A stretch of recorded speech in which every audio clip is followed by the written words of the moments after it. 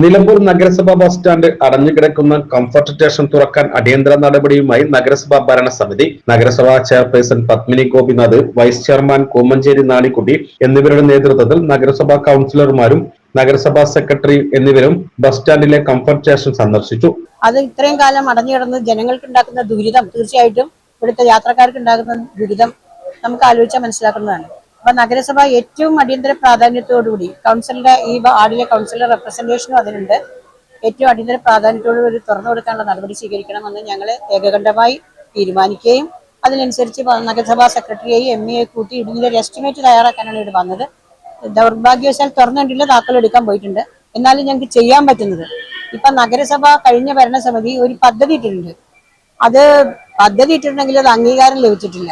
അതിപ്പോഴും പുസ്തകത്തിൽ ഉറങ്ങാണ്. അപ്പൊ അത് തിരിച്ച് പദ്ധതി അംഗീകാരം വാങ്ങി നമുക്ക് നിർവഹണം നടത്തണമെങ്കിൽ എത്ര സമയം പിടിക്കുമെന്ന് ഞാൻ ബന്ധപ്പെട്ട ആളുകളോട് ചോദിച്ചപ്പോൾ മിനിമം 3 മാസം വേണം. TS കിട്ടിയാൽ ആണ് ബാക്കിയുള്ള കാര്യം. TS കിട്ടാറുള്ളത് ശുചിത്വ മിഷനാണ്. അപ്പൊ അതിനെക്കുറിച്ച് കൂടുതലൊന്നും അവർക്ക് പറയാൻ അറിയാത്തത് കൊണ്ടും ഇതിന്റെ ബാക്കി നടപടികൾ ഇപ്പൊ ഉടനെ ജനങ്ങൾക്ക് തുറന്നെടുക്കാൻ പറ്റുന്ന ഒറ്റ കാര്യമുള്ളൂ. ഇത് തുറന്ന് അതിലുള്ള വേസ്റ്റ് കോരി ഒഴിവാക്കി ജനങ്ങൾക്ക് അടിയന്തരമായി തുറന്നു കൊടുക്കാനും അതിനൊരു പെറ്റി വർക്ക് എടുത്തുകൊണ്ട് ചെയ്യാനും ഒരു ഇൻസിനറേറ്റർ സ്ഥാപിക്കുക. അതായത് പിന്നെ ഒന്ന് ഈ നാപ്കിൻ പോലുള്ള അമ്മമാര് കൊണ്ടുപോയി തള്ളുന്ന വല്ലതും ഇതിനകത്ത് ഉണ്ടാവാൻ സാധ്യത ഉണ്ട്. അങ്ങനെയും അടയാം, മറ്റു വേസ്റ്റ് മാത്രമല്ല.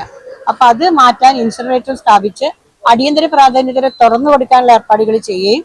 ആയിരക്കണക്കിന് യാത്രക്കാർ ദിവസവും എത്തുന്ന നിലമ്പൂർ ബസ് സ്റ്റാൻഡിലെ കംഫർട്ട് സ്റ്റേഷൻ 6 മാസമായി അടച്ചിട്ടിരിക്കുന്നതിനാൽ ബസ് ജീവനക്കാരും യാത്രക്കാരും ഏറെ ദുരിതത്തിലാണ്.